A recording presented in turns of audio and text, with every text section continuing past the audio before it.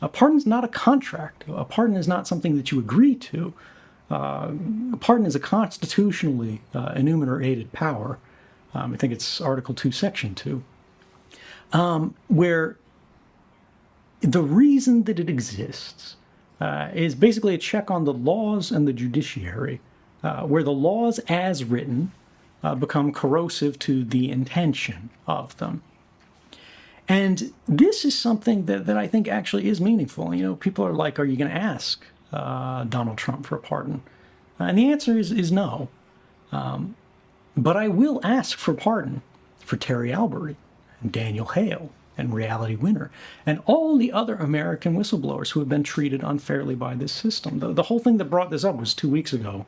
Some journalist asked the president, like, you know, what do you think about Snowden? Are you going to pardon him? And he said he seemed to be thinking about it. He heard I had been treated very unfairly. That's accurate, because it's impossible to get a fair trial under the Espionage Act, which is what I've been charged under.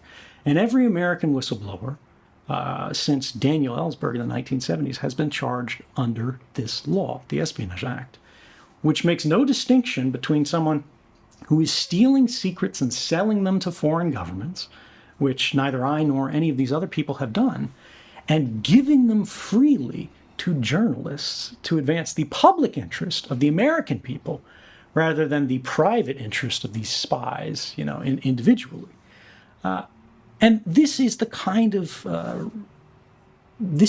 circumstance for which the pardon power exists, where the courts and judges will not or cannot end a fundamentally unfair and abusive circumstance in the United States, either because they're fearful of being criticized of soft on terrorism or whatever, or because the law prohibits them from doing so. The problem with the Espionage Act is it means you can't tell the jury why you did what you did. You cannot mount what's called a public interest defense, where you say, hell yeah, I broke the law. I took a classified document and I gave it to the journalist, and the journalist published it, and then it went to the courts, and the court said, this guy was right. The government was breaking the law. In the courts, if I were, you know, in prison today, as Reality Winner is in prison today, or rather Daniel Hale, who revealed government abuses related to the drone program, or Terry Albury, who revealed problems with racial policies in the FBI, how they were being abused.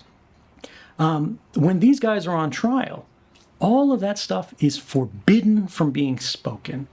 Daniel Ellsberg's lawyer asked Daniel Ellsberg, why did you do it? In court, in open court, under oath, you know, why did you publish or provide to journalists the Pentagon Papers? And the prosecutor said, objection, objection, he can't say that. And the judge said, sustained, fine, he can't say it. And his attorney looked at the judge like he was crazy and said, I've never heard of a trial where the jury is not allowed to hear why a defendant did what they did. And the judge said, well, you're seeing one now.